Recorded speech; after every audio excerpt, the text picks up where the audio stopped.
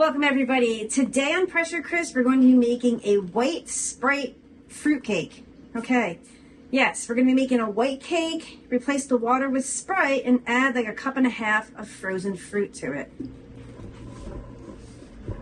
Oh, look at that.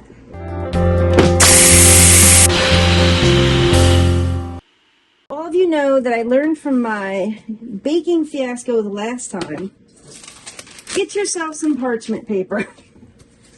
Because I made a cake.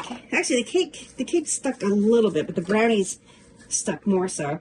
So we're going to take some baking spray. Put that down. Take your parchment paper.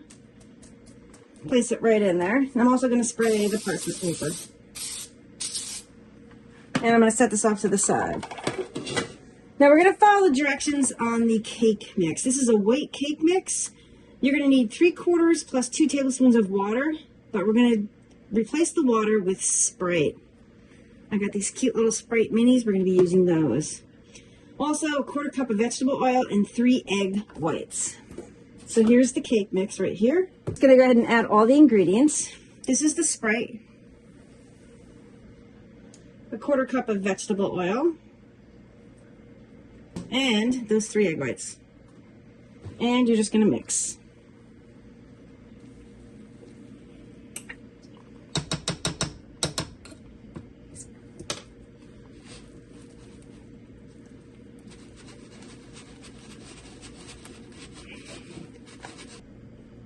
There, put this off in the sink.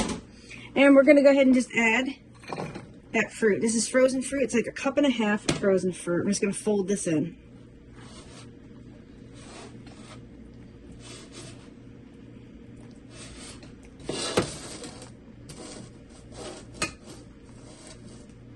I'm just going to pour this right into here.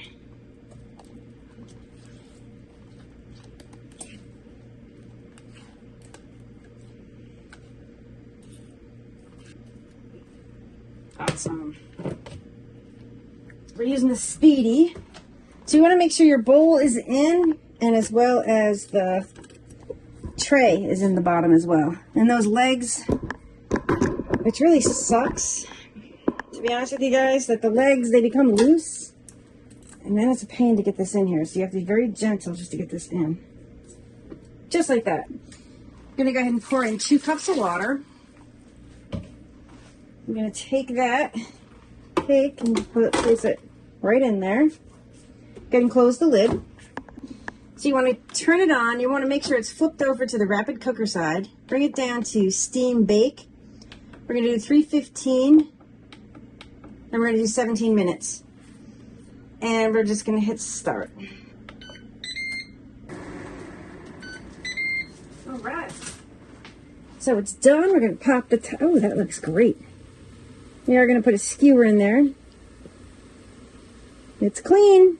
This cake is done. It looks fantastic. All right.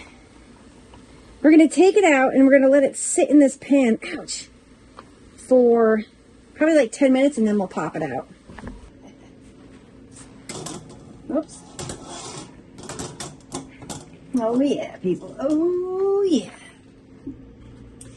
So FYI, everybody out there, let your fruit defrost, because I use frozen fruit and the bottom is kind of not cooked all the way. So that's number one thing. It still tastes good though. So now we're just going to take some Cool Whip, put it all over the cake. Awesome. And then I'm just going to garnish with some strawberries and some blueberries on top.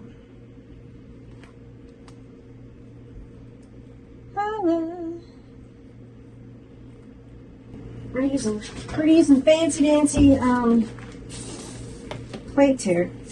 Let's cut a piece of this. See what this cake is all about. Oh, there we go. So yeah, the cake came out pretty good. I'm not sure if you guys can see it. Let's do that taste test. Looks good.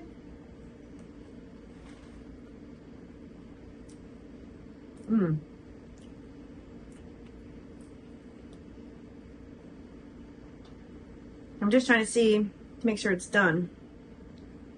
It actually is.